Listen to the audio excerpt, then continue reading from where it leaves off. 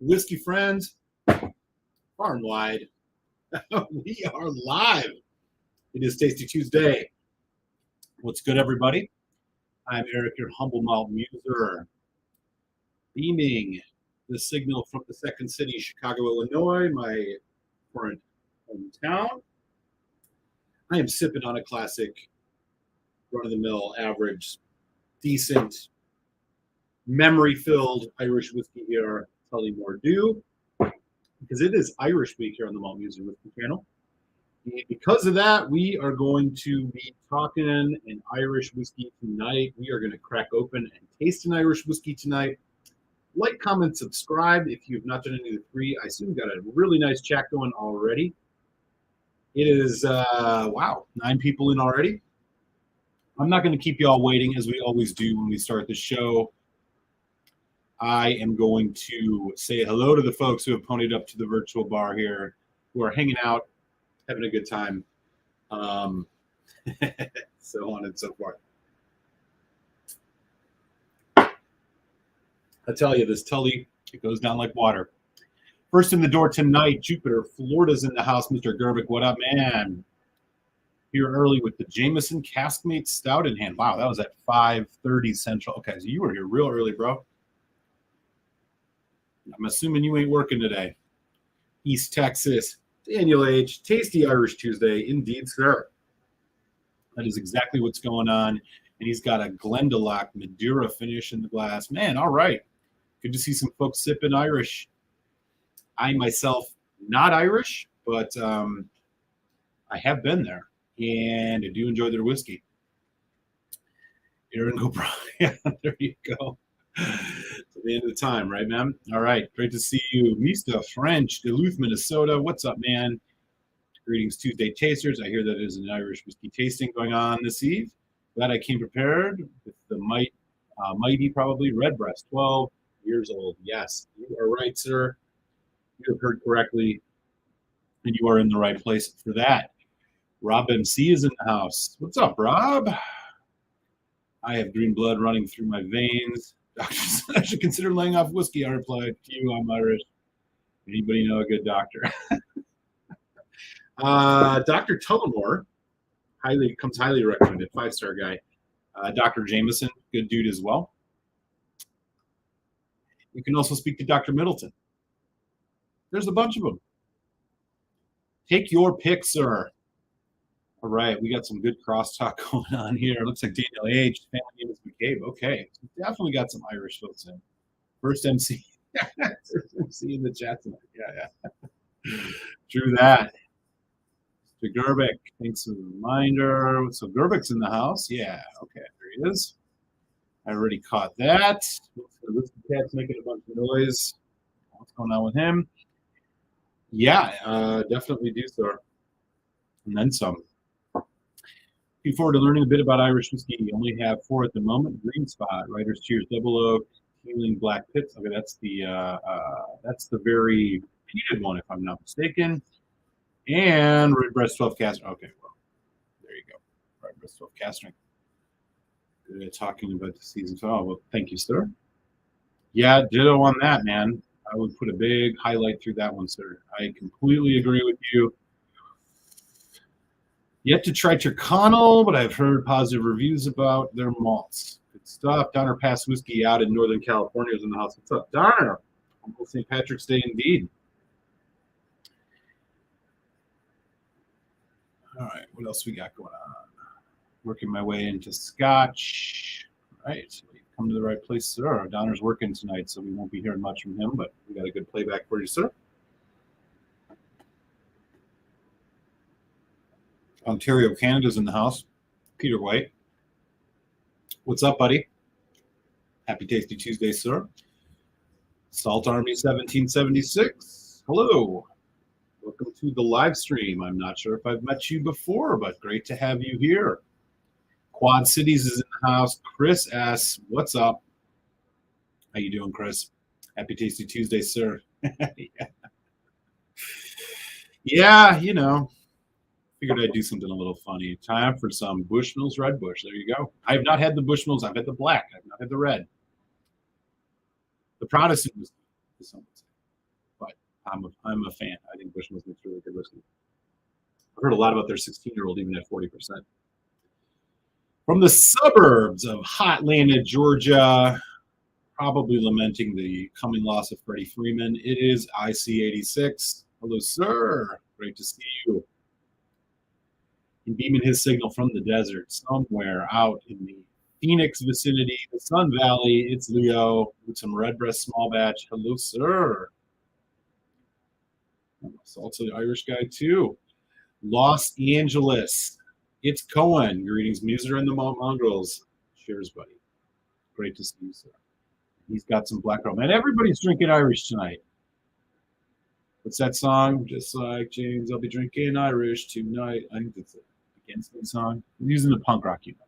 Cohen, new Glendalough 7 Mizunara is everywhere and overpriced. Ooh, 7-year-old. Yeah, I saw that. I have the 13. I didn't realize they were dropping to the 7. All the way across the pond in London, it's our good friend James Morgan. Hello, sir. Northern California, San Francisco Bay, Gary K is here. What's up, buddy? Glendalough 13 is amazing, as is the 27. Yeah, I have not had the 27. I believe you and I talked about that at some point. I would buy both. Belgium's here.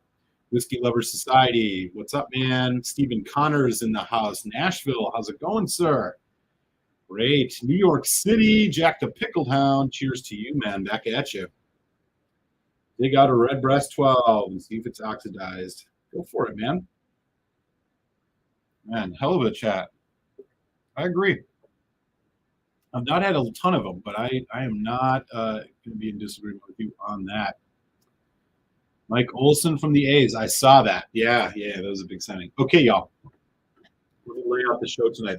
As I said, I got this really great. Look at this. Come on. I mean, it's still overdue. You know, whatever. But, dude, look at this little jug. It's a ceramic jug. I had to buy that. It was the same price as the regular bottle. It's been a long time since I've had Tullamore. So I grabbed some. I'll tell you a little bit about it. Featured bottle tonight, however, is this bad boy. Tyrconnell, single malt Irish, double distilled. We'll talk a little bit about that. This is a 46%er. It is finished in Oloroso and Moscatel sherry. I'm very, very excited to open this up. I also found something in the mailbox from a good friend of the show, Stephen Connor. We're going to open this up and see what he's got in here. And who knows, maybe we'll taste it tonight. We'll find out. Excited to get into that in the later part of the show. Before we get into the Tyrconnell, I got to mention 1 week left. If you join on Patreon, the first Patreon raffle of 2022 is in the works. 3 folks next week on the show will be the winners of the sample raffle. If you get 3rd place, you get yourself a sample of the Glenmorangie Tale of Winter. If you get 2nd place, you get the Tale of Winter and the mighty, amazing Amroot Spectrum. And if you get 1st place, Tale of Winter, Amroot Spectrum, and the Highland Park Triskelion. So I have some good samples that I'm excited to get out to folks. All you got to do is be subscribed on Patreon at whatever level is comfortable for you by right around this time next week. What do you get when you sign on Patreon? Well, first of all, you get automatically entered into these sample raffles, which I do a few times a year. I also release all of my reviews early to y'all. I got a couple other things I'm working on cooking up this year. So definitely trying to add value and show my appreciation for everybody who does chip in what they can to make this show what it is. Daniel H. dropping the link in the chat. Feel free to head over there. Whatever you can afford, it always helps. I appreciate it. Whiskey review coming this week. It is Irish week, as I mentioned. So what am I going to be doing? Irish, of course. Patreons, at the end of tonight's show, you will get this week's review released early. It is the Green Spot Chateau Montelena, taking on the Green Spot Chateau Louisville Barton, right? So it's a Bordeaux, 46% Green Spot, 46% ABV, Bordeaux finish versus Zinfandel finish. Both fantastic Irish whiskeys. Some kind of higher elevated level green spots. I put them against each other, threw them into a review. I will drop that to folks if you are looking for an Irish whiskey to pick up before St. Patrick's Day Those will be released to you if you're a Patreon. If not, it'll be out first thing Thursday morning on St. Patrick's Day. That was a really fun review. Both really, really damn good listings.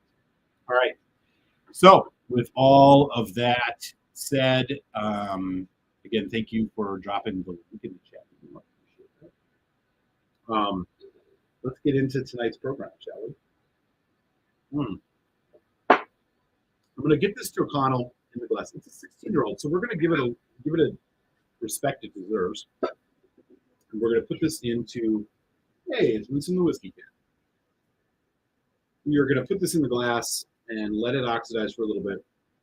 And then honestly, what we're going to do is we're going to talk a little bit about what we're doing. So let's get this.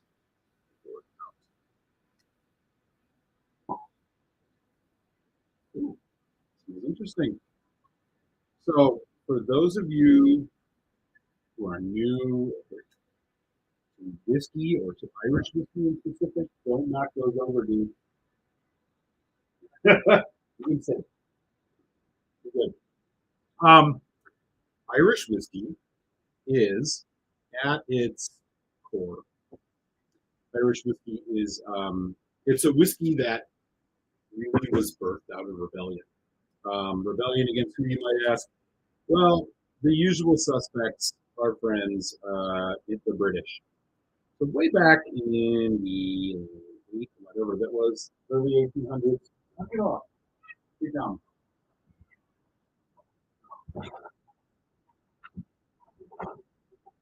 He's gonna do it. It's finally gonna happen.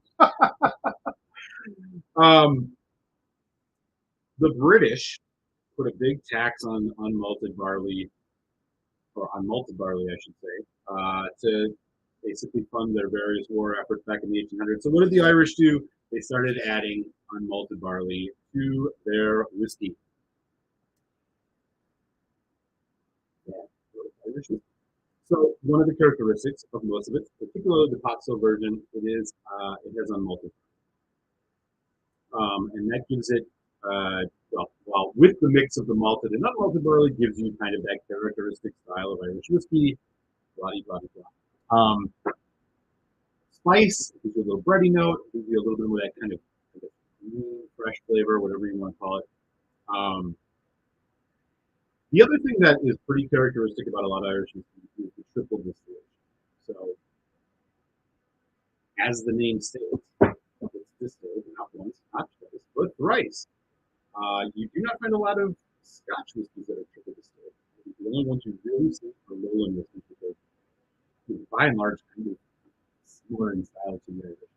And really, what happens when you triple distill Irish whiskey, the more distillations you do, the more of those fat, like the fattier acids and molecules and proteins and esters are getting pulled out of the whiskey, and you're ending up with a sweeter, more floral, more fruity spirit.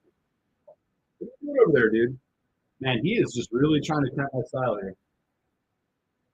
I don't know what he's up to. Anyways, so triple distillation, right? You see this a lot in like vodka and something that really it's just to take the quote unquote harshness off and make it a little bit more sweeter, a little bit more palatable, all that jazz.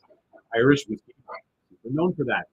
Not all Irish whiskeys are triple distilled, but the majority of them are. And basically what it's doing is you're getting a fruitier whiskey, a lighter whiskey, a sweeter whiskey, a little bit more palatable. You know, people can judge it palatable, of course, but that's essentially the style here. So they triple distill most of their stuff. You will find this pretty much ubiquitous across the majority of Irish whiskey. And yeah, so I mean that's really the characteristic of like what is an Irish whiskey, right? The majority of it is barley, as I said. So I'm sipping on some Tullamore Dew tonight. If you haven't had Tullamore Dew, whether I would first of all I would be surprised. Because this is like one of the most readily accessible mass market, super easy to get Irish whiskey.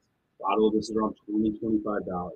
Right in the same price as Jameson. In fact, it comes from the same distillery as Jameson. You know, what other ones are in that? Powers, right? Some of the Powers.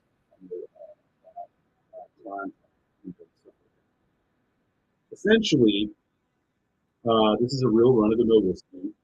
And honestly, it's a whiskey that has a long history with me because when I first got into spirits back in like, I don't know, like 15 years ago, I mean, this was like the whiskey of choice for shots of bars, right?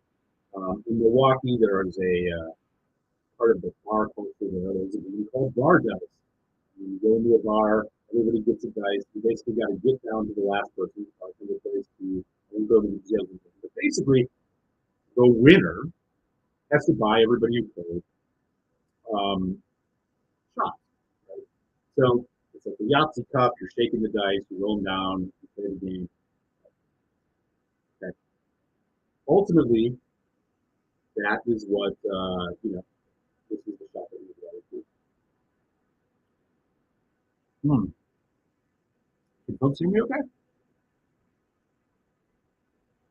Let me know if it is. Anyways, we'll keep going unless I hear otherwise. So essentially, really, what we're doing is like this along with Jameson, Powers, those kind of shots. And I remember as this being one of the first whiskeys that I really got to know how spicy and intense the whiskey seemed to be. And then when we would when we would take shots of it, bar. And it's hilarious to go back to it now, 15 years later, and years on into the whiskey journey.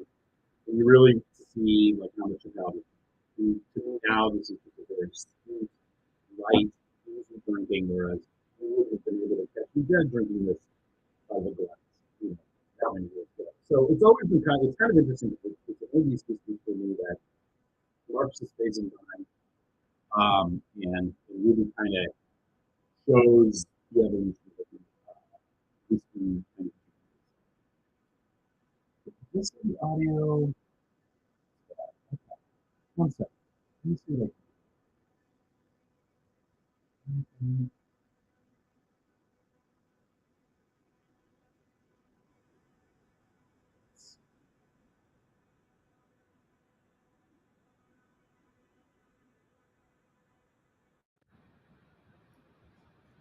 Okay, how about now? How are we doing? Better? I don't know what's going on. It's always something, right? Let me know if this is any better.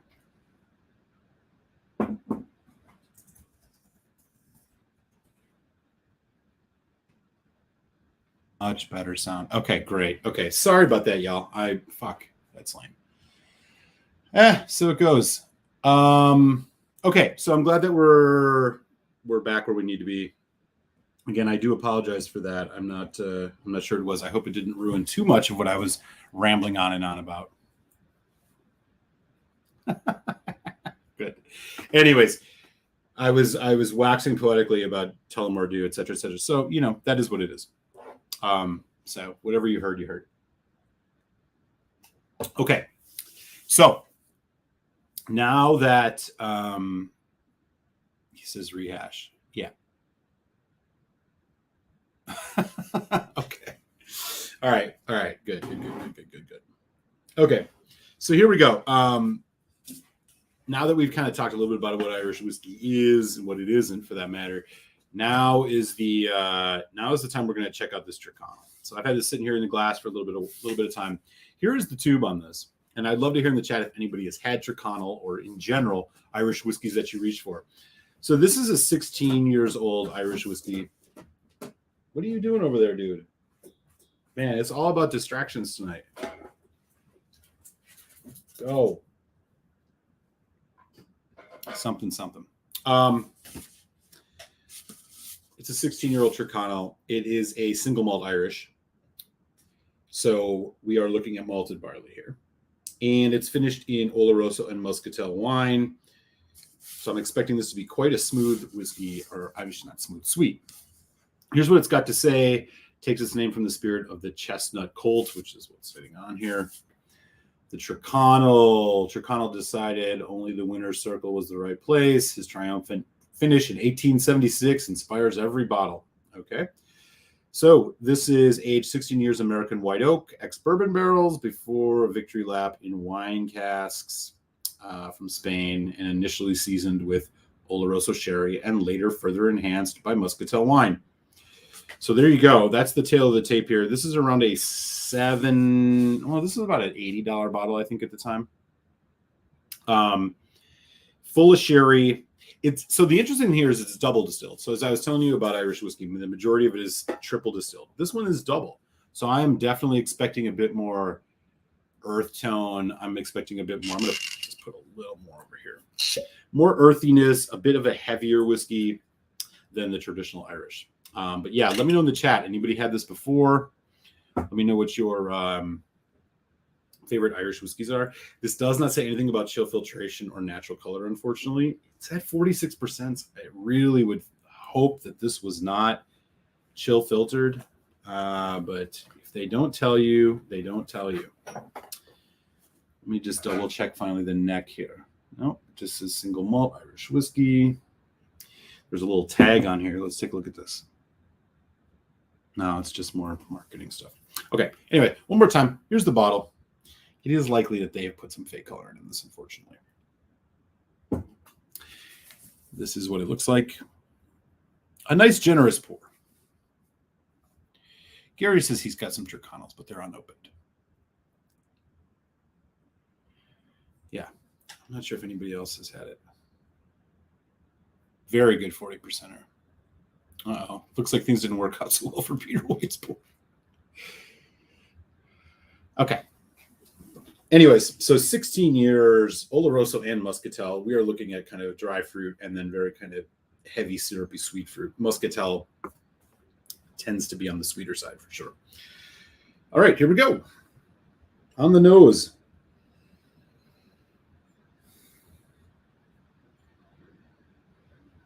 Okay, that's interesting. So this is surprisingly balanced. There's a lot of, it's a bit spirity and a bit spicy.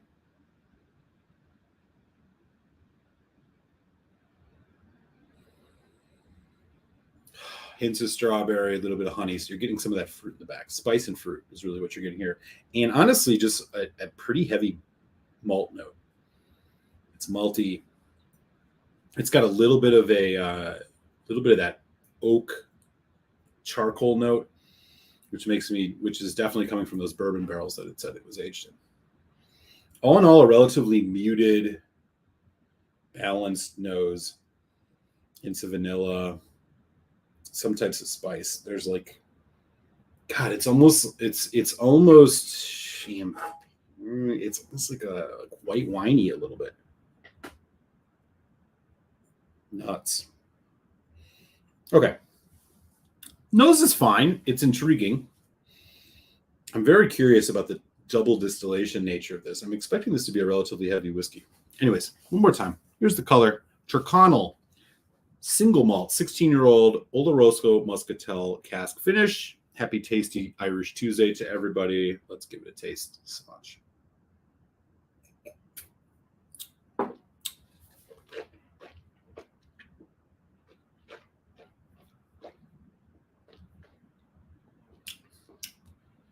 Wow. Sherry bomb. For sure. For just being a finish, the sherry is huge on this. And I'm guessing it's the Moscatel giving it that extra kick. Let me do one more neat taste here.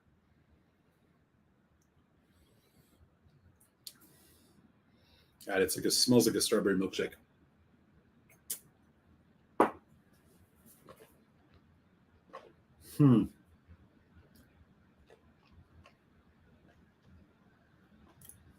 Okay. Arrives pretty medium on the mouthfeel. It's not super viscous. It's not super light, which basically means this is a heavier whiskey than a glass of Jameson, for example. No surprise there. The distillation plus ABV is probably having an effect on that. Honey, vanilla, caramel forward. Light caramel. So you get a lot you get a lot of this kind of light creamy bourbon cask forward flavor. Then it's the Moscatel and the Oloroso. So you're getting the kind of dry, slightly dry red fruits. You're getting some of that creamy, juicier red fruit, which I think is probably more the Moscatel. Slight oak spice, cinnamon, medium long finish. This is a solid whiskey. I don't know if it's worth the price yet. I would say that it drinks right now, neat out of the bottle, a little bit younger than I would have expected. And that is because I think these finishes on here are quite powerful. The balance on the nose gives way to a bit more richness on the palate, but it's definitely coming in the form of those finishes. So I'm feeling a little bit,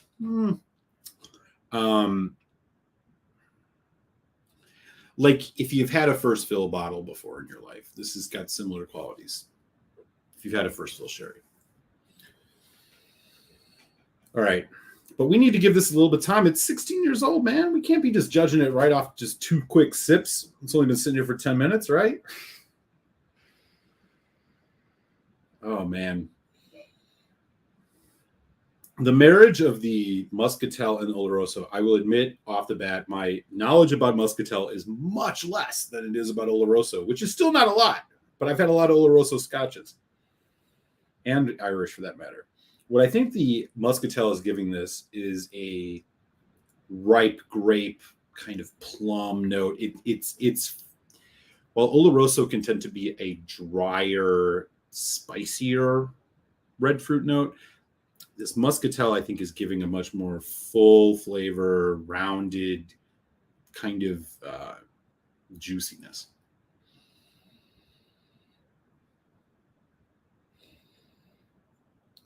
The nose just continues to be great. I mean, it really smells like a creamy vanilla with, almost like a parfait, right? You got fresh berry, fresh fruit, and some like kind of vanilla yogurt, Greek yogurt, something like that. It's really nice. There's a bit of that oak char in the back, letting you know it's still a whiskey. But all in all, this is on the sweeter, slightly spicier side of things. If you graded sweetness on a scale of 1 to 10, this is like a 6.5, 7. Okay, here we go for the third taste.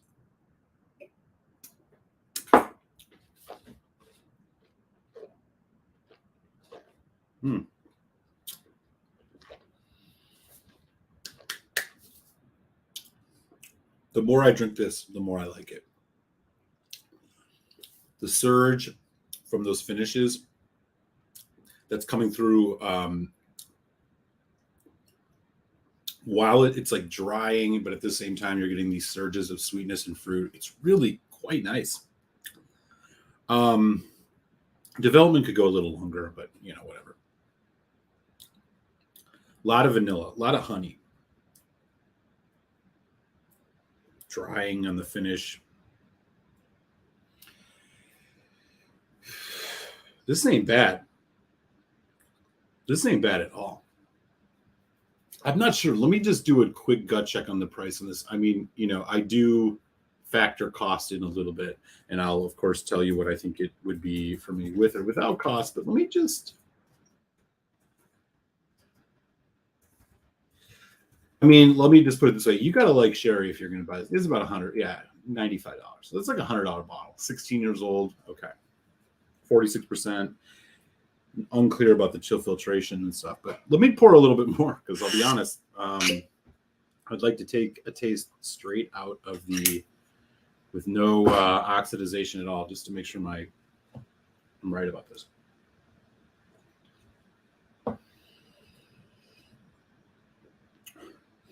So when you initially pour it, it's a much drier, much more kind of dry red fruit, Christmas spice potpourri type stuff. Again, maybe like chicory. There's a little bit of that going on, a bit of that oak. But as it sits, it opens up, you get a lot more of the sweetness. So this is one that definitely benefits from oxidization. I can confirm it just by putting it on, pouring this neat glass right now, straight from the neck.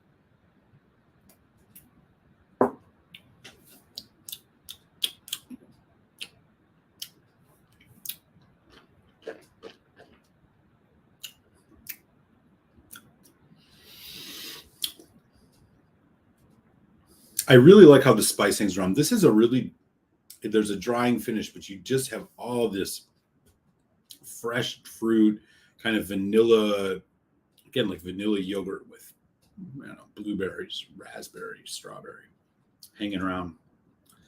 So you kind of got these things contrasting a bit, a dry charred oak finish, hints of cinnamon with the fruit.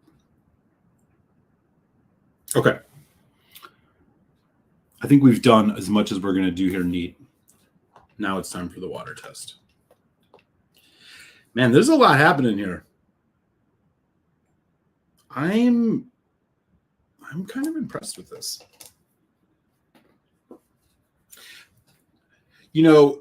One of the other things that I should just mention here that I feel like I'm starting to get is a little bit of kind of what you get of the Mizunara feeling you get off Japanese whiskeys, like that sandalwood. It's like little hints of it, or tea. It's little hints of it going on here.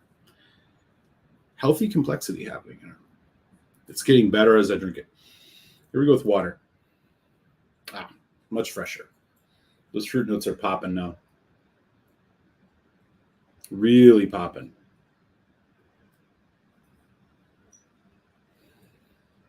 But still, there's that charred oak lingering in the background, little spices lingering in the background. Here we go.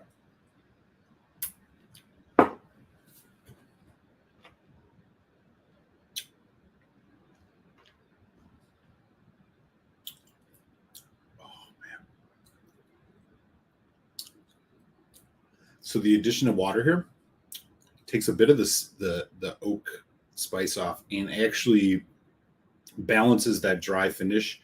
I was saying there's kind of like a dry finish, but then there's these sweet fruits and they're kind of contrasting. It kind of harmonizes that a little bit with water. This is a good one with water. Couple drops. Okay.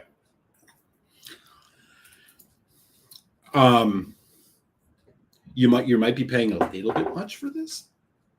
Well, let's think about the market here. 16-year-old Bushmills doesn't have these finishes. Still chill filtered. Still on fake color added, and is bottled at 40%, and that's about $130. Okay. Redbreast 15. You know what? I can't even say Redbreast. It's too different. I'm thinking of something like the Teeling stuff, the aged Teeling stuff, much more expensive than this. Jameson. Let's see. The Jameson 18 is the closest thing in age statement here. That's $130, 40% ABV. The Bow Street, that's the cask strength 18, but that's, 190, 170, or 180, 190. Irishman 12. This blows that out of the water. Interesting bottle here. So what we really got going here is in a lot of ways like a Scotch. It really is. The Irish quote unquote character of this it's a little bit there, but it's not as readily apparent as you might think. And to be completely honest, it kind of bridges, walks the line between the two styles. Again, this is not triple distilled. It's not it's unclear if it's a pot still whiskey. So the unmalted barley nature of this, I'm not sure, but I'm sure that there's some unmalted barley in this.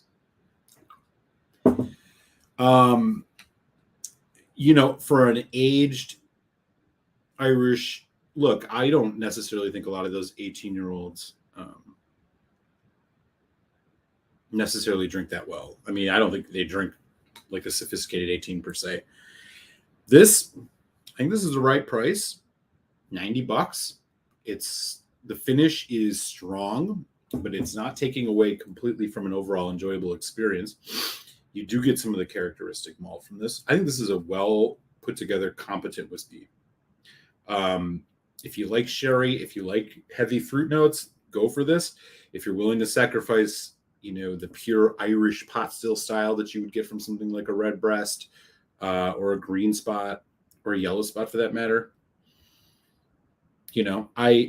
Yellow Spot's a great example. I'm not sure that this would quite live up to Yellow Spot, but 46%, good clean finishes. Would like to see this a more integrity bottling. This is a 3.75 whiskey for me. I think this is a well above average. I think it's drinking really strong. It's got a lot of complexity. This is going to be fun to explore. The price is right at 16 years old, even if it's not quite drinking with the necessary sophistication off the neck that you would expect from something that's 16 years old. This is a very competent whiskey. And I think they did the finish right. I think the Moscatel and Oloroso work really well together. I think this is good. So Tyrconnell, 16 years old, single malt, double distilled, Oloroso Moscatel finish, 46% ABV, 3.75. So on the 100-point scale, that's in that, 80, 88, 87 range.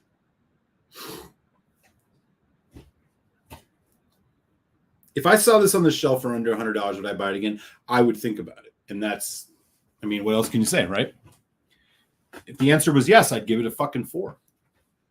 I would definitely think about it. I would think, oh yeah, that was that kind of interesting, complex, lot of sherry, enjoyable whiskey. It's busy but relaxed. I could get down with that. I think I might grab another bottle. That's my headspace on this whiskey. 3.75. Keep an eye out for it. It's unclear to me how accessible this is, but that's how I'm feeling if I walk into a store and I see this. That's what I think. If this is sitting on the shelf, if there's one left, probably a little bit more compelled. But the most uninteresting part of this whiskey is the 16-year-old age statement. Really, this could be a fucking 12. And I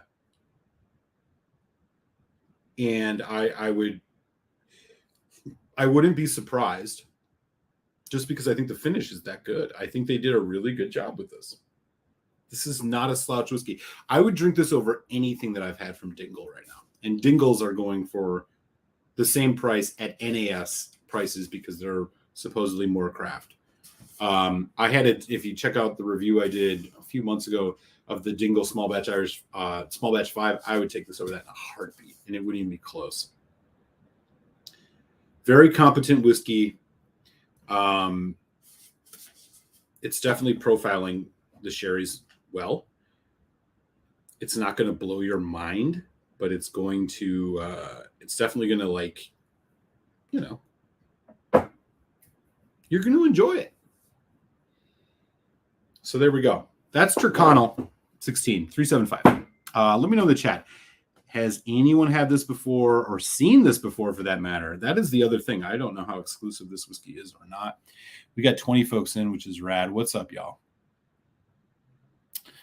I'm just going to start at a random place. Let me just go back here. According to Ralphie, it's supposed to sit for 60. Yeah. I know. Ralphie's got his system, man. Who am I? I know I learned a lot from him. Who am I to tell him what's up? Had a Beneriac 12 Muscatel a few years ago that was amazing, says Peter White. Fuck. Was that one of those single cast strength versions? I'm sure it was with you. Because I got one that's a port that I picked up in Paris, and I think we talked about that. Yeah. Tyrconnell 16 around $100 is Daniel H.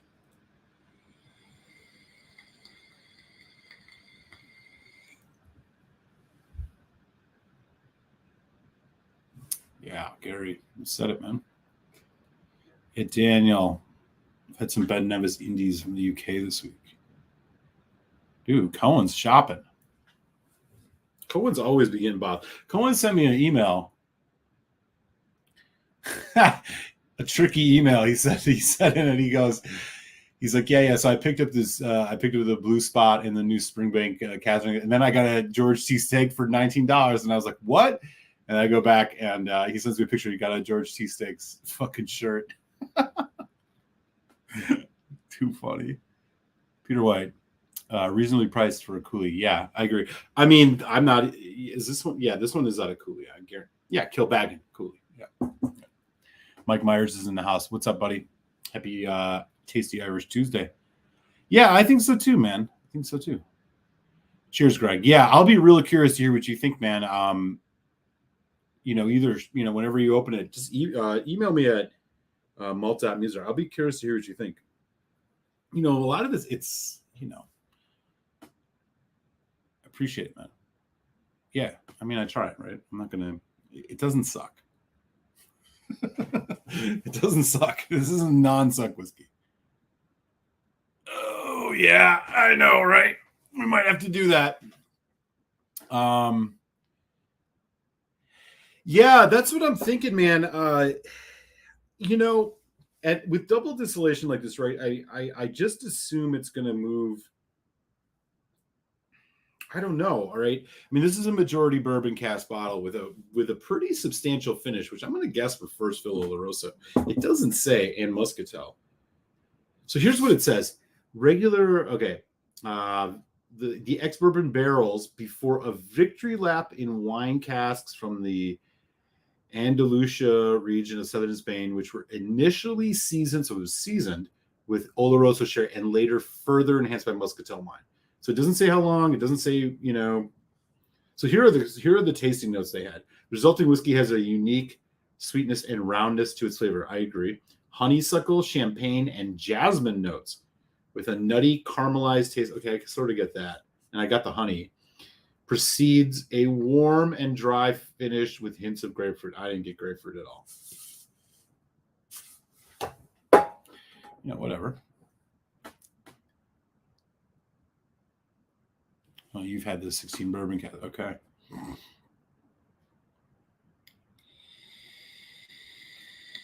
So yeah, Leo, I'm with you. Is Irishman 17 the best deal in well-aged Irish? If you can get it, buy it right away. You can get the Irishman single cask 17 for $150. Buy it without hesitation. I can't believe you can even find that bottle. That's fucking amazing. Two Wheels Down's in the house. What up, man? Oh, wow, Swami. How you doing, buddy? Man, good to see you. Great to have you in the house. Leo, if you can get that bottle, I would buy it. 150 is a lot, but dude, I mean, I think I paid 110, 120. Yeah, I would buy that for sure. That's a really good bottle. Get it for sure. All right, time to cleanse the palate. The Giacotelli. All right, so yeah, high praise on this Tyrconnell. This is freaking kick-ass. I want to try some more of this stuff. I'm going to put this back in its tube for a minute. So up next, by the way, I should mention, yeah, we're at 43%. Okay, good. 44 minutes. All right, great. Okay, so here's what's going on. I got a box in the mail. I don't want to hold him up any longer. This showed up at my doorstep. It's a box of samples or sample, and it is from our good friend, a man who knows more about whiskey than the average bear, Stephen Connor from Nashville, Tennessee. So what we're going to do is we're going to do a little live unboxing here. My guess is it ain't going to be an Irish in here. So I am going to...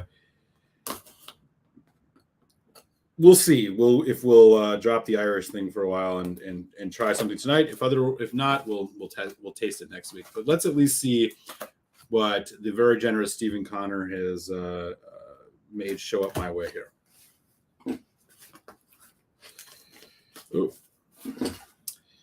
let's take a look.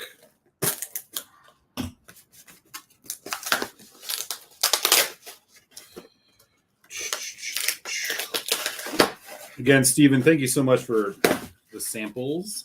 Oh, looks like we got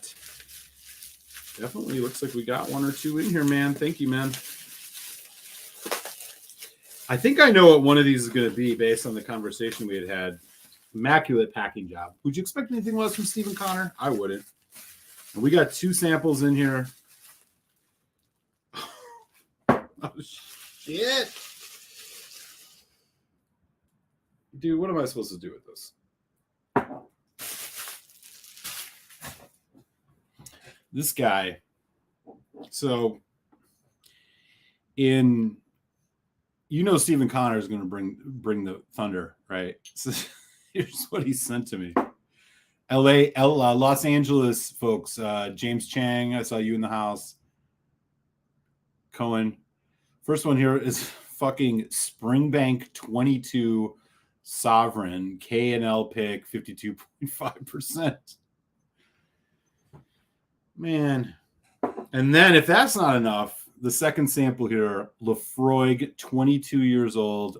It looks like SMOS Director's Special, 52.6%. Is that SMWS or SMOS? I think it might. I'm not sure. Stephen Connor, let us know. Holy shit. Yeah, okay. So we got a 22-year-old Springbank and a 22-year-old Lefroy here for 2022. I see what you did there, man. Mr. Connor. I mean, I'm just going to go just pour these down the drain right now. Who do you think I am? You think I'm going to drink this trash? Hey, bro, thank you so much. I hope you're still in. If you're not, I will send you a thank you message, man. Thank you so much. These are some serious bottles. I don't even know what to expect from either of these, man. I appreciate your generosity here. I wonder if I should do one of these tonight and break with the Irish tasting. You know what? Maybe we do it next week. If you're going to be around next week, let me know. I'd love to taste these with you in the house. If you're around next week, let me know. Oh, single malts of Scotland. Okay. Man. Bro, thank you so much. Yeah, for real. This is already the best. This is the samples I've heard of. Yeah. I'm not sure I can do it justice tonight. Are you game to do these next week, Stephen? I would love to. I mean, I could do both of them for that matter. I'm the only one I could even consider doing today is the Lefroy, but man, yeah, let me know if you're around next week. If not, we can definitely do the Lefroy tonight. That will be the second oldest Lefroy I've ever had, and definitely the oldest Springbank. He's tied up next week. Okay. We're going to do the Lefroy.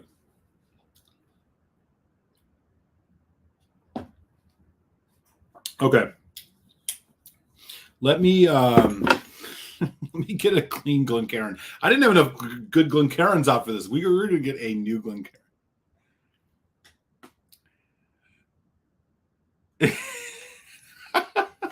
Yeah, man. I was hoping he was going to send me the much sought after Akintoshan 12. I actually revisited. I watched Ralphie's review of the Akintoshan 12, where he breaks his quasi-professional approach or whatever, and he just he gets super fucking angry about how much colorant is added to the Akintoshan 12. You guys should go watch Ralphie's Akintoshan 12 review.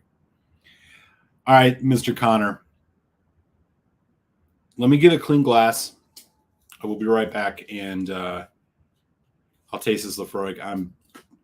Again, man, thank you so much. This is some next level whiskey right here. I'll keep you posted when I do the Springbank. All right, y'all. I'll be right back. Give me 2 minutes.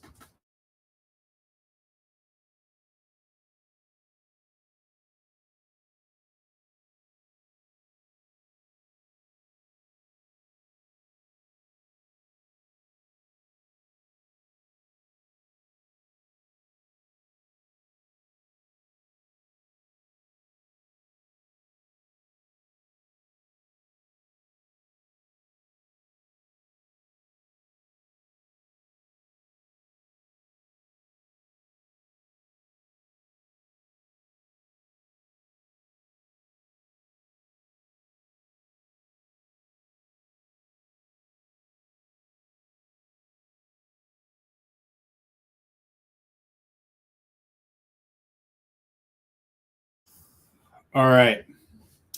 I'm going to at least give this a few minutes. I hope you let me know, Stephen, if you're up against any time. I want to be respectful of your time, but otherwise, I'd love to give this at least 15 minutes. Dude, look at the fucking color of this. What is this? What the fuck is this, man? It's like coming out like oil.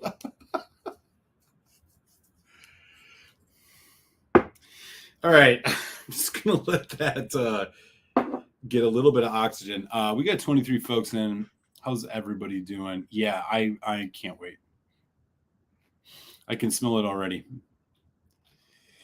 And Jersey's in the house. Andrew Page, what up?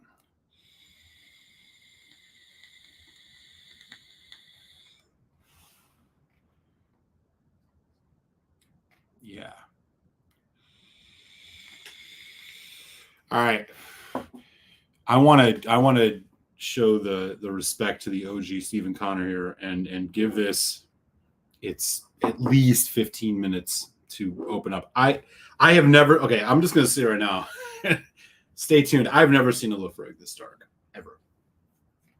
Let me just quick mention as we hit the top of the hour, 22 folks in. The first Patreon sample raffle is open. If folks join on Patreon, again, you get early access to reviews, including the head-to-head Green Spot wine finish whiskeys, which I'll drop right after the show. Also, you're automatically entered to win 3 chances to win samples. If you, we're going to announce the winners next week. You can join as little as $1 a month if that is your fancy.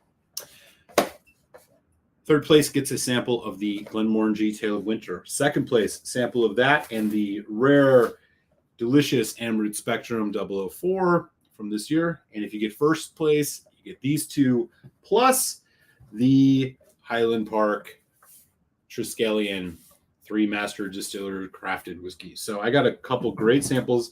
These are some whiskeys I've been quite enjoying lately, and I'm excited to get them out to folks. Thank you, Daniel. If folks want to join on Patreon, there you go. Again, as little as $1 a month, it helps the show. It goes really far to keeping things going here. And I do like to show my gratitude a few times a year by doing these sample raffles. So if you are interested in any of those or just want to support the show, that is the link to grab. Oh, hell yeah. Yeah, we'll do that 10 after the hour. Nashville is east. No, you guys are Central Time. Okay, so we're gonna do that. We'll taste the Froig at 8:10 Eastern or 8:10 Central, 9:10 Eastern. Great to have you here, Salt. I'm buying my Red Bush at $11 a bottle. That's basically free. Jack says, so if Dimensions 12-year Lafroig is 250, I don't know, man. This is Stephen Connor territory, man. He's gonna have to answer for this. I don't know what to tell you.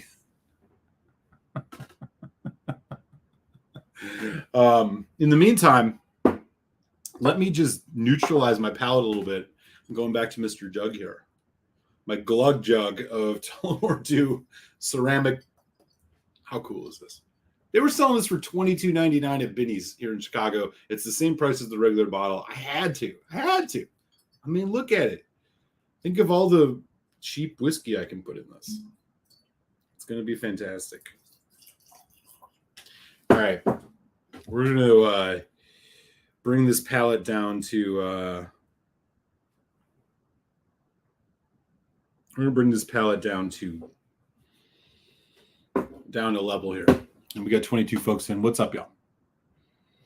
I'm glad to have you all in tonight. This is a lot of fun. Happy St. Patrick's Day week.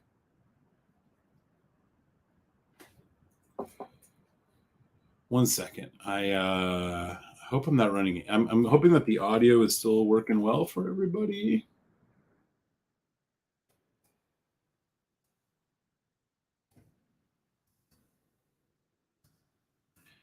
You just make sure. Okay. Looks like it is. All right.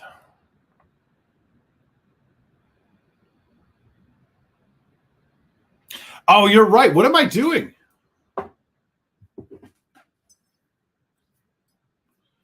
really need to put some Irish music over everything, like I did on Instagram.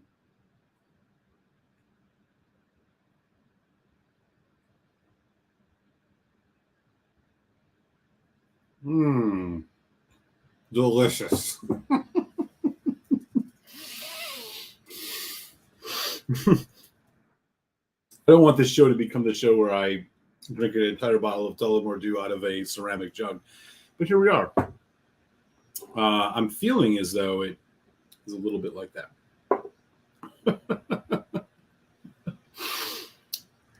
Yeah, they were selling these on the cheap, man. I mean, I don't know. That's a standard price. And again, this is a really solid, competent, sweet whiskey that's easy to sip on. Definitely nothing wrong with it. All right. Audio's fine. Thank you, James Morgan.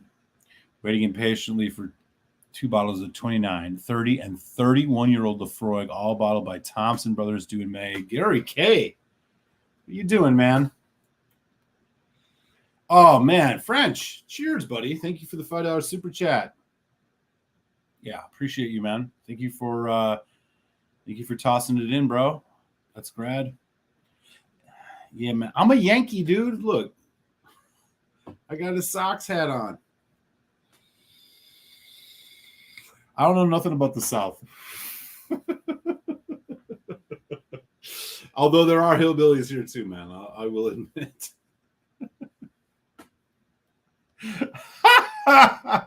Oh, Cohen.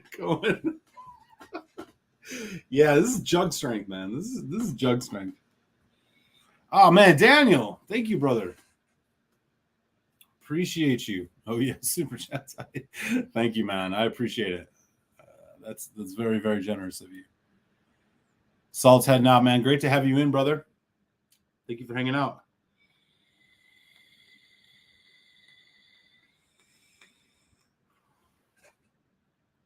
Get Oloroso. I'm sipping the same Tullamore Dew, but from a generic bottle. Bottle envy. Leo, what's going on in the desert, man? They don't got jugs for you in the desert? I don't know why they had this. This ain't like a Benny's thing, right? There's nothing special about this. I swear, I just walked in and they had these. They had like a row of these for like $22. I was like, shit, I gotta do it. It's not bad though, right? I mean, it's a, like I was saying in the beginning of the show during the muffled audio.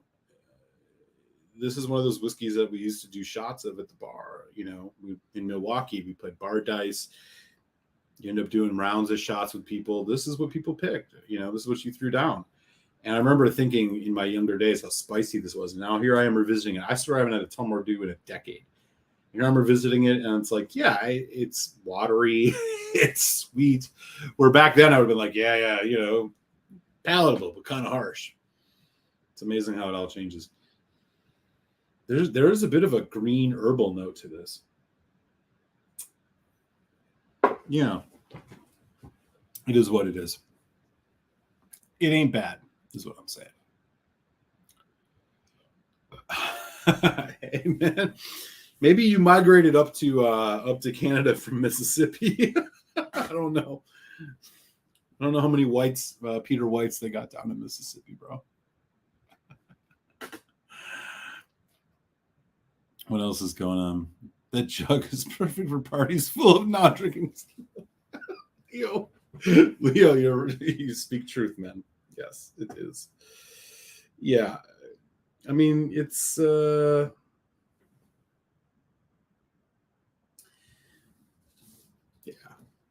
it's cool. I'm a sucker for gimmicks like that sometimes. Like, you remember when Ardbeg did those? They had the 10-year-olds, and they were in those. Like tin bottles that look like the Rick House. I immediately bought another bottle of Ardbeg 10 because of that. Although I would buy Ardbeg 10 anyway, so I don't know why. That's not a great analogy. What's Gary talking about? I get them much earlier before raised prices. I'm not sure what he's talking about. Oh, you guys are talking about Cano. Yeah, for sure. Yeah. I mean, you got to, right? Every once in a while. One of the things, especially if you go to liquor stores during like the Christmas holidays, and you see they have all those gift packs out. I don't know if you guys have local shops by you, but when I lived in Milwaukee, there's a great liquor store called Discount Liquors, and there's like a whole section of like, your Brunehaven 12, your Glengoyne 12, your Knob Creek 9 or whatever, and they always have like a pack where you get the bottle at the regular price, but then they got like 2 tasting glasses or they got some whatever. Apparently, I don't know. Tullamore Dew was just saying they were gonna. I don't know why they put this out. Like, there's nothing on it that's like commemorative or saying, "Oh yeah, this is to mark 200 years of Tullamore Dew."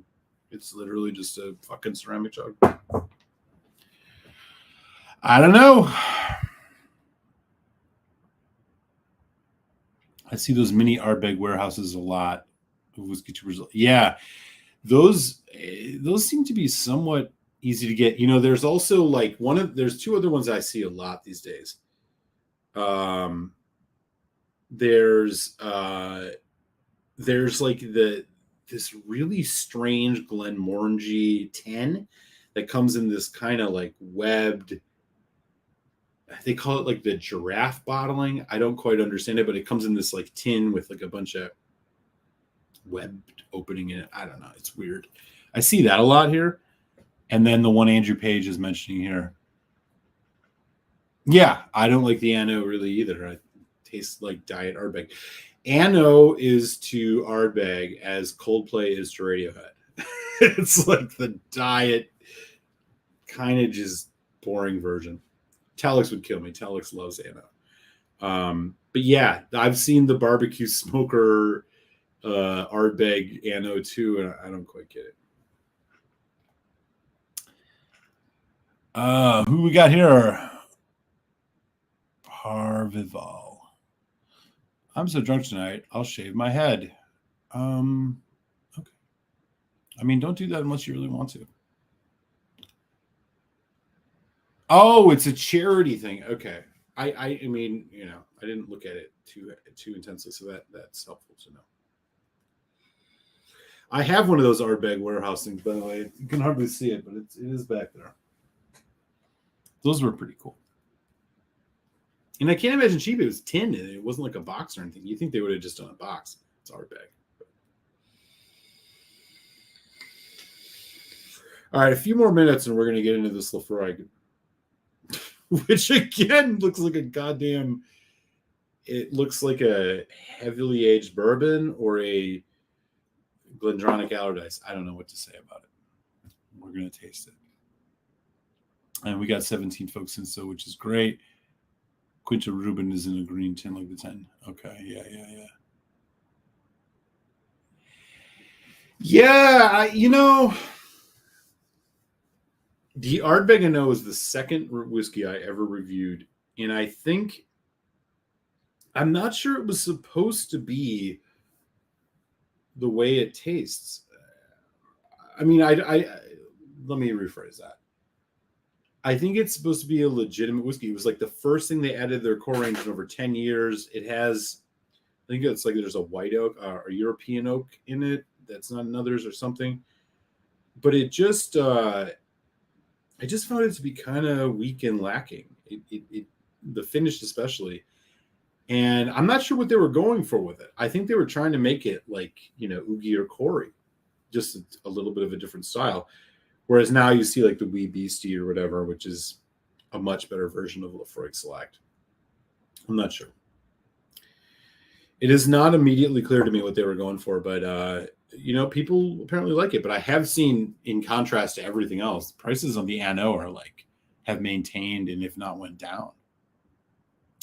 I see it for like $55, $60 sometimes here in Chicago. Yeah, the warehouse tube. Yeah. I saw that. Yeah, I hope they sign it.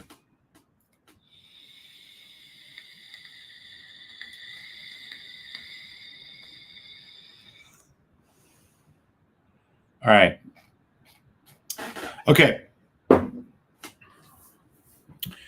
We're going to go at 5 after. Mr. Stephen Connor. Are you ready for action? So what I'm going to taste here tonight is one of 2 samples that I just opened, courtesy of Stephen Connor, a whiskey savant who hails out of Nashville. He has sent me 2 samples, the one we're going to do tonight. This is a Lafroig, 22 years old, 52.6% ABV. What? Yeah. Single malts of Scotland Director's Special. So we're basically looking at a New York cask strength 22-year-old Lafroig. And off the bat, I should just mention, as I show this to you guys. You bet. You bet. This is the color. This is the darkest Lafroig I've ever seen. It's not even like it's foolish. Hey, Welsh Toro's in the house. What's up, man? Oh, that's sad. This is the darkest Lafroig I've ever seen. I'm trying to think. I mean, maybe the port and wine cask, but I think that one was brighter than this. This is a very dark Lafroig. Again, it's single malts of Scotland, 22 years old. Director's Special, 52.6%. And again, this was sent courtesy of Stephen Connor. Again, thank you very much, sir, for your generous sample here. I'm going to show this all of the justice I can imagine it deserves. This is the second oldest Lafroig I have ever tasted. So let's see what we got here. Yes, it's not Irish, but come on. When this shows up at your door, you got to go for it. All right, here we go. On the nose.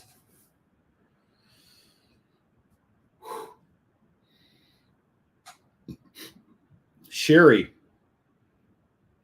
Dry Christmas spice sherry. Clove, cinnamon. Behind it, though, sweetness.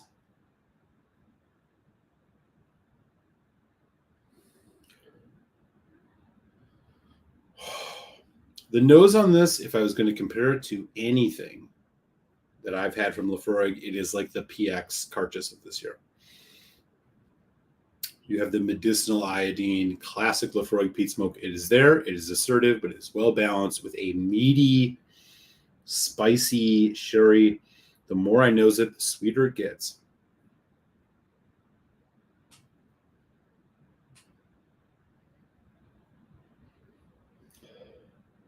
Wow. It smells, it's very rich.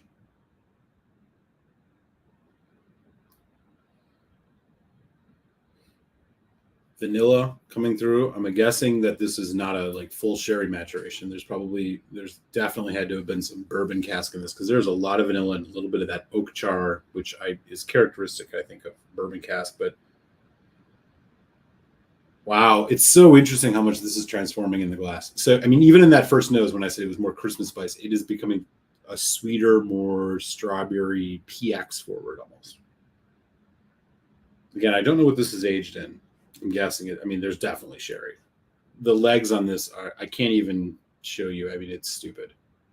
They won't show up on the screen, but yeah, forget it.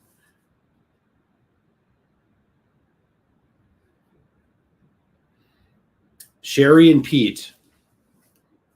A match made in heaven. Okay. I mean, the nose, very, very nice, very inviting.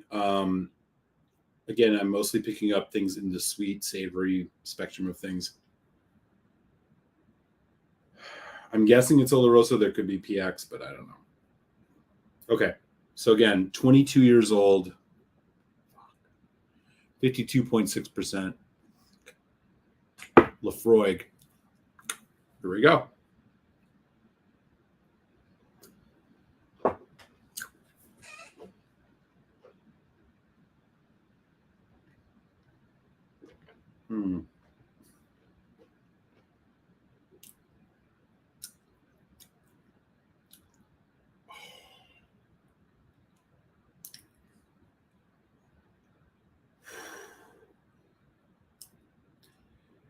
Can we just take a moment of silence for this small chronic break, as Dr. Dre would say? Wow. Rich, intense, everything you would expect. I am going to guess this is not a sherry, for like a fully matured sherry whiskey, though, which wouldn't make sense. I don't think Lefroy does anything fully sherry. Oh man, that finish! Right when you think it's becoming ashy, which again isn't a bad thing per se. One of the characteristics of like really nice aged, solid quality Scotch whiskeys is that surges in flavors, those surges of flavor you get in the finish, which is still happening right now. Blueberry. I'm getting a nice creamy note. There's a slight marzipan almond note. This thing arrives in a very intense, smoky. Let me take that back. Just like woody, spicy way. Lots of red fruit. Bourbon cask, Oloroso sherry cask for sure. This is definitely Oloroso. Maybe a little bit of PX, I don't know, but it tastes more Oloroso to me. A wonderful kind of back end development of you just get this nice hit of peat and smoke, and it's the effervescence on the tongue. It's spice, it's hot chilies, it's dense. This drinks a lot like a much more well-aged version of the new Carchus, which I think is the best Carchus they've done in 4 or 5 years, by the way. The PX cast, right? This is reminding me of that a bit, but it's deeper and more intense. Let's go in for a second sip neat here. Again, this is 52%, so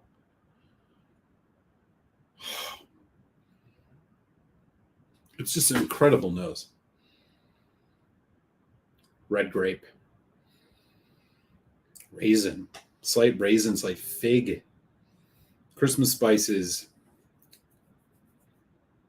Not clove. It's not as much as clove. It's like allspice. Aromatics. Or aromatics. Aromics.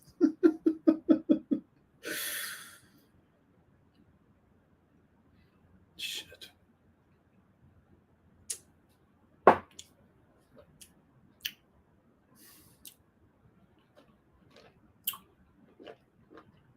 Wow. God damn. It arrives like medium like viscosity, maybe a little bit more towards heavy viscosity, but it's not like a incredibly viscous whiskey. But as it develops, it really takes over. I'm getting a lot more burnt toffee, caramelized sugar, slight herbaceousness than the sherry cask, which is just running everything off. It's strawberry and raspberry and blueberry. Not much citrus. Lots of spice. Wow. Easily one of the best Lefroys I've had. This beats the 25 cask strength that I have up there. I think this is a better dram. This has just more. It's more of an event. That one, I think it plays more on subtlety.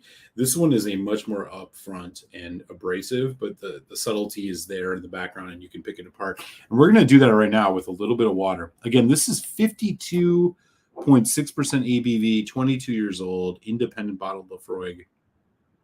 Man, I'm doing 3 drops on here just to see. All right.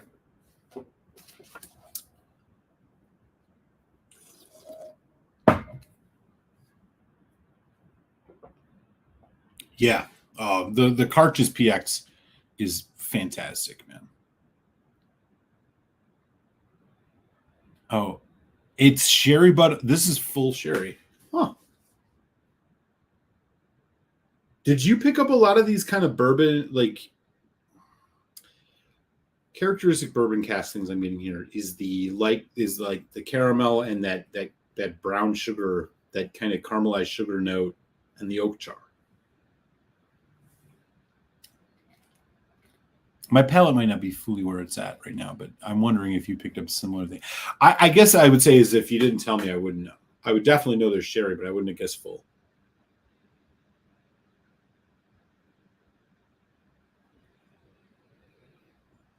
Oh, the nose on this. I mean, this is 52%, and I'm like, I can put my nose all the way in it. God, like rhubarb. There's just so much like this bouquet of red fruit, but it's not so sweet and overpowering. It's like it's definitely juicy, overripe. It's not fresh, which is what I'm really enjoying. And then you have this backbone of subtle spices. There's slight ginger notes, like gingerbread. There's slight, maybe even a little stronger than gingerbread. Man.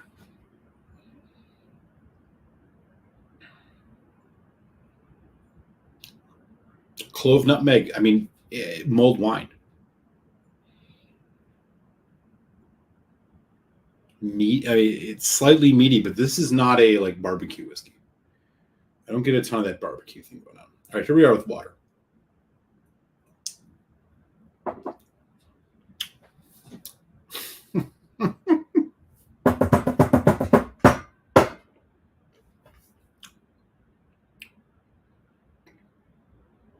Fantastic.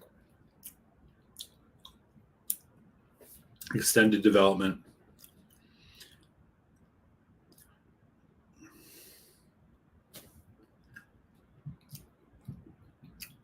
Wow. This is a serious whiskey. I like the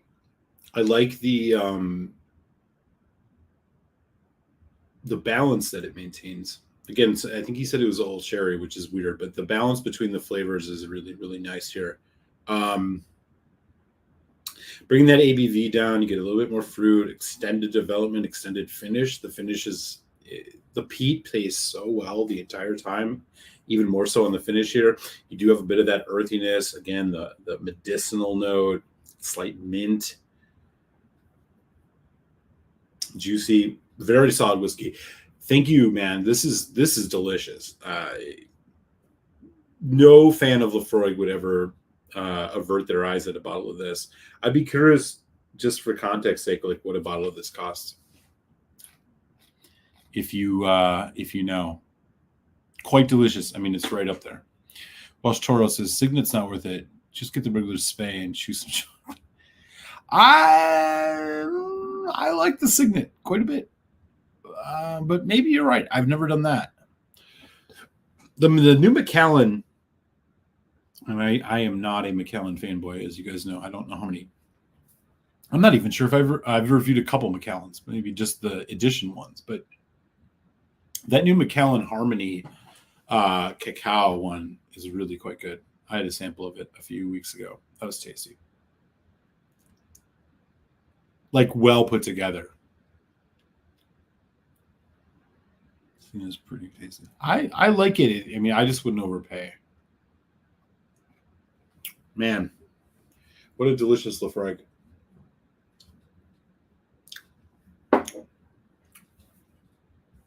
God, there's like a jammy quality to it. It just keeps evolving. I mean, this is clearly in that 4.5 range, 4.25 range. This is just fantastic.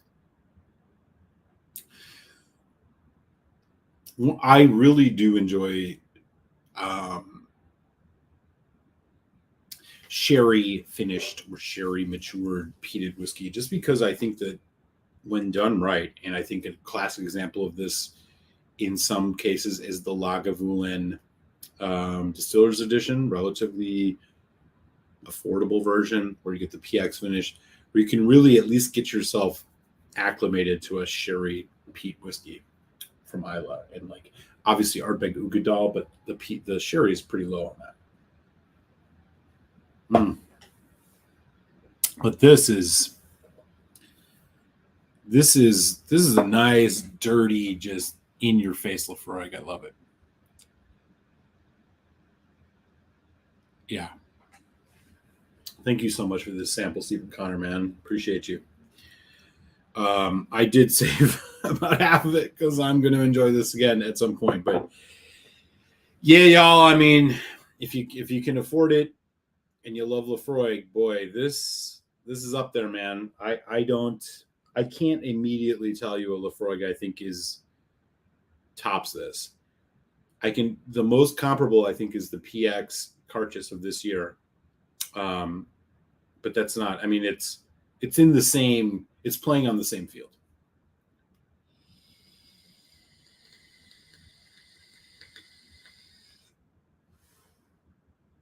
That's insane.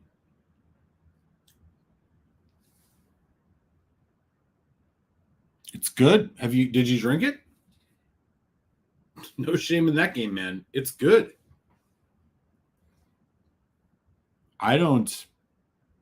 Dude, I had a sample of that at a friend's house. A friend of mine got a bottle of that as a gift. And he had it open. And I am not, Macallan is not on my top 20 list of bottles that I go by. I had a sample of it and I was like, wow, it's like 44%, natural, it's overpriced, whatever. But you got it as a gift, dude, it's a good bottle. They did a good job with that. Safe to say, call it what it is. 100% agree with you, Wash Toro. Yeah. It's a goddamn shame. Yeah, if Lagavulin 16 just upped at 3%, it would be probably the perfect whiskey. I mean, Lagavulin 16 is a whiskey I recommend to anybody, especially if they're just getting into trying peated whiskey now. But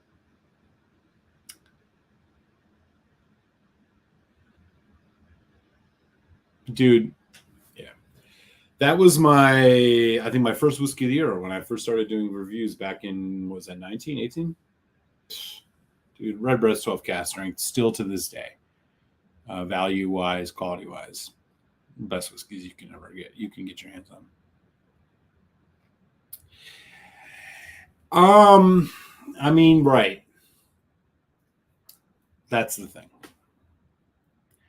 It should be. So Signet, but Signet, Signet has way older whiskey. Signet's like around the same. In a rational world, that Macallan would have been like $1, like 100, 120.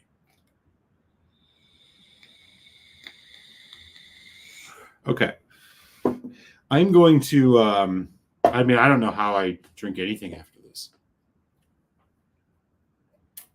Except Tully. It's the only thing I can do. I'm not going to try and pour another whiskey that can live up to this.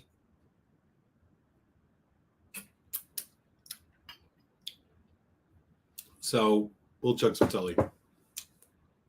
Ooh. Good times. I would buy it if one.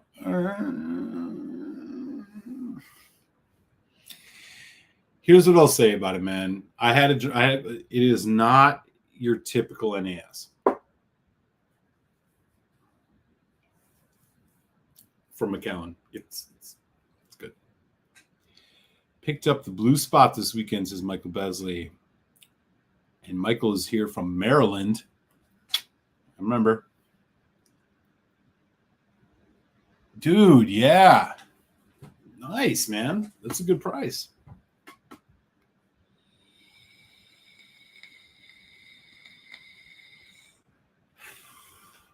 That's a good price. I would love to hear what people think. Flash. We're gonna do a flash poll. Blue spot, which is the cask strength spot, or red spot, or Redbreast 12 cask strength. You can buy one bottle and you got to drink it. Which one do you take? Most recent bottling, whatever. I don't know. Whatever, I'm not going to get too specific. Let me know in the chat. What do you got? Redbreast 12 cask strength or blue spot?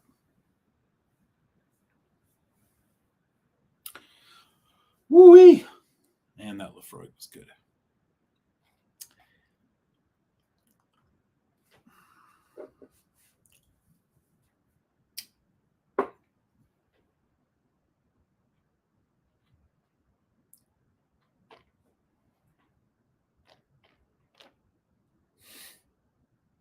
He knows what's up. Yeah, I agree. I bought a Harmony to trade in a year or two after the Taters. Jesus, 200 euros. Welsh Toro, good price with Irish whiskey, so rest. Is it? I mean, it's getting there. I agree with you that it's getting there on some of them.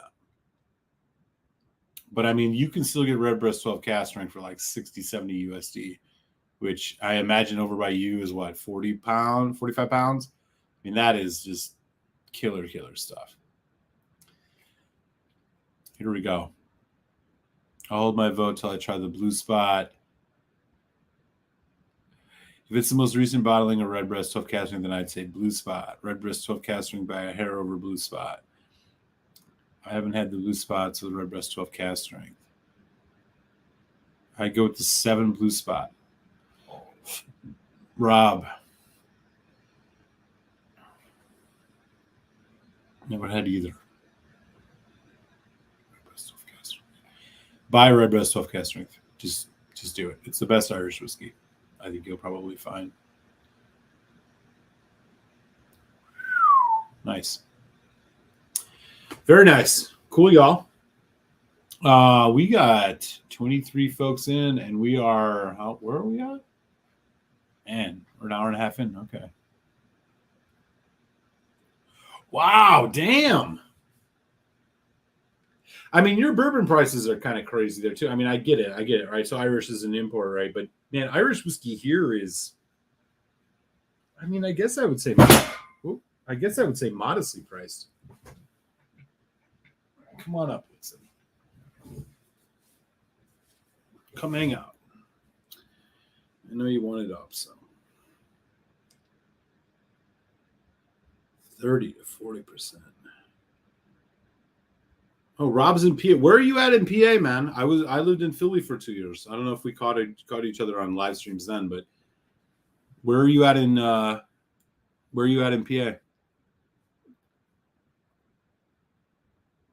Well, that's perfect price.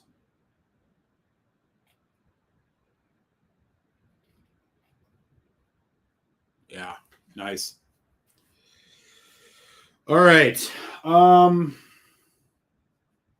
So I'll mention it one more time. Next week, folks who are on Patreon, you're automatically, if you are on Patreon by this time next week, you're automatically in the first sample raffle of 2022. 3 of y'all will win samples that I will mail to you, in addition to getting early reviews and other things. So first, if you get 3rd place in the raffle that we'll do next week, you get a sample of the quite delicious Glenmorangie Tale of Winter. If you get 2nd, Amroot Spectrum, dude, this killer. And if you get 1st, you get the Spectrum, you get the Glenmorangie, and you get a sample of the Highland Park Triskelion, which has become increasingly freaking delicious as I've been drinking it. So I got a bunch of samples that I'll be giving out to folks. We will announce the winners next week. If you are on Patreon, thank you, Daniel, for dropping that link. If you're on Patreon, supporting at whatever level you can afford, you will get in the raffle. It is a way I'll do this 2 or 3 times a year, just a way of showing appreciation for folks who support the show, man. Whiskey review dropping on St. Patrick's Day. It's the Green Spot Zinfandel wine finish versus the Bordeaux wine finish. So that'll drop on St. Patrick's Day, so a day earlier than Friday this year, just because I want to get that out to folks. If you're on Patreon, that'll drop right after this show. And with that, I'm going to pour I need one more whiskey, and it's got to be Irish. And I think I know which one it's going to be. Yep, I do.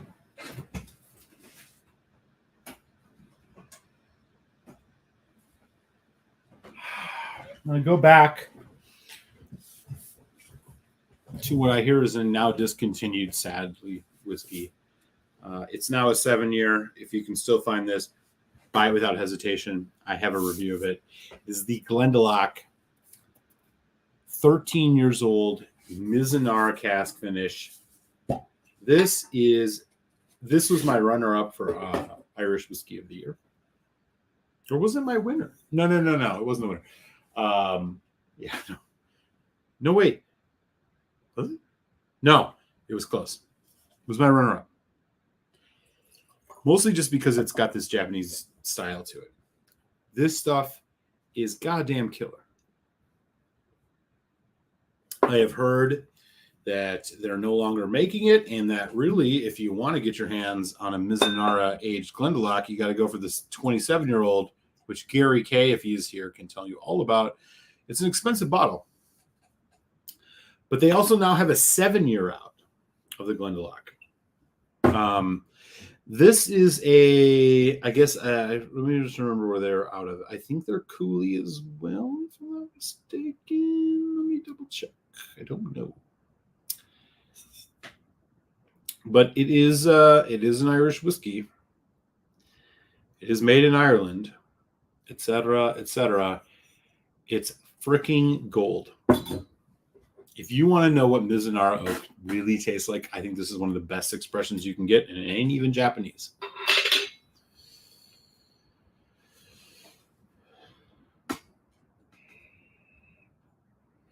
They did. Yeah, man. Yeah. Dude, it's $100 here in the States. That is yellow spot. I think is better than even than the red. I think the yellow spot, outside of maybe the blue or some of those green spot wine finishes, the yellow spot is just fantastic. Yep, that's the one. This is what I've heard. Oh yeah, buy it.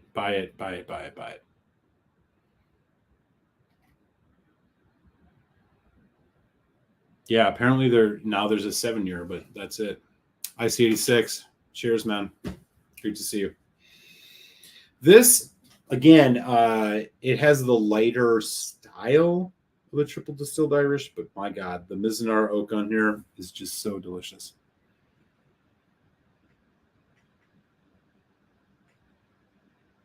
Yes, I agree. I think it is one of the best examples. I totally agree. Grey Wolf. I'm not familiar with it. Dude, Yellow Spot is so fucking good, though. Man.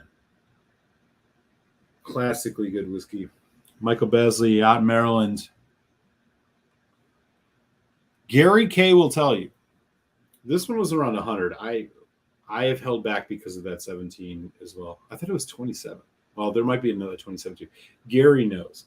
Gary has it. Again, the Mizunara spiciness, the kind of rounded umami spices that you get off of Mizunara. And some people say sandalwood, if you know what the hell that is. It's so upfront on here, and it's only a few months aged in it. So fucking good.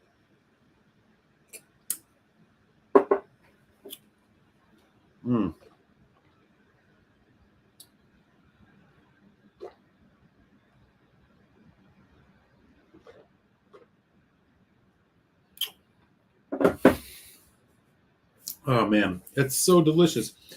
And it's 46%. And they're puncheons too. They're Mizunara puncheons. So I mean, they're not like, they're like medium-sized barrels in comparison to like, doing it in butts or something. Man, that's so good.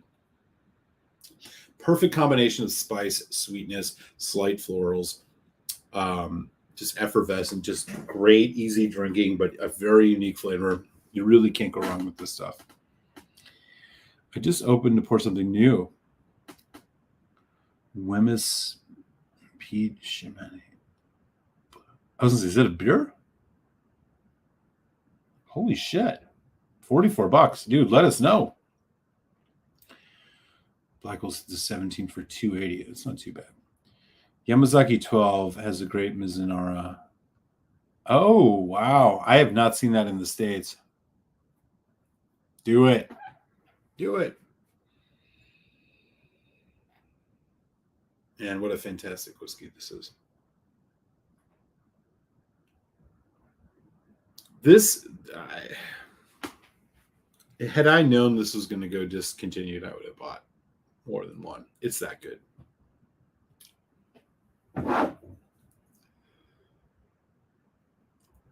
If Gary, I don't think Gary's still here, but if Gary was here, Gary can give you he's an info for info. You know what I'm saying?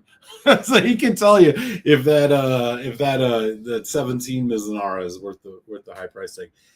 Something tells me it is based on just how fucking good this is. Because here's the thing about Mizunara oak: the only reason Mizunara oak is even a thing was because, like, way back in like World War II, there was the U.S. boycott and they couldn't buy bourbon cask, and over in Japan they're trying to make Scotch. They're basically trying to make Scotch. So they had to use what was available to them. Mizunara oak takes like 200 some years to be like even worthy, so it's not so porous to be worthy of using in a barrel. And it just has all these unique spices to it. That's why Mizunaras are usually a lot, there's a price tag on them. But this, man, I only have that much left, and I don't know what to do. I'm going to have to go start going in those dusty shops, which I do anyways. But, you got to stop in those mom and pop shops, man. All of a sudden you see these things sitting on the shelf,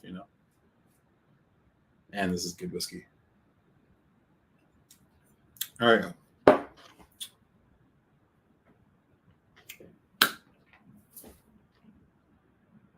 That is delicious. Okay, y'all. We are hour and a half in. I am going to hey, there's Greg.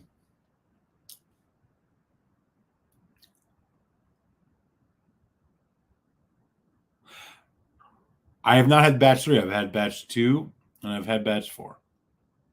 Oh, no, wait. I have had batch 3 and batch 4. I would say go for the pre-batch. Yeah, go for the pre-batch. The batch 3 was probably a little bit disappointing. I mean, it's not. I mean, again, it's not bad.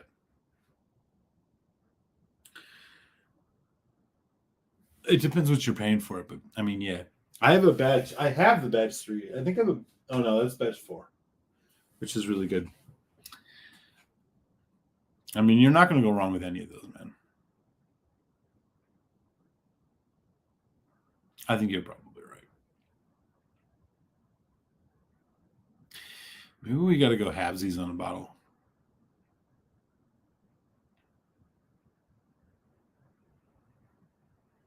Yeah. No, I don't think it's wrong. It's just like, do you pay that much for it? Like, is it worth it generally? It probably is. All right, y'all. I'm going to sign off. I'm going to enjoy the rest of this dram. It has been a lot of fun. Irish week with a little Lefroy accent. Whiskey review is not dropping Friday, but it's dropping Thursday on St. Patrick's Day. It is the Green Spot wine cask finish face-off between the Chateau Montelena Zinfandel and the Chateau Louis Vuitton Bordeaux. Both are freaking fantastic whiskeys. I'll just tell you that now. That whiskey review will drop Thursday. If you are on Patreon, whenever you join, it'll be waiting for you, including right after this show. So keep an eye on your email inbox. I'm going to enjoy the rest of this whiskey, man. I appreciate you all so very much. Thank you guys for the super chats. Daniel, Mr. French, appreciate you guys. Everybody stay safe, be well this evening. It has been another fun, tasty Tuesday. We'll be back next week, of course.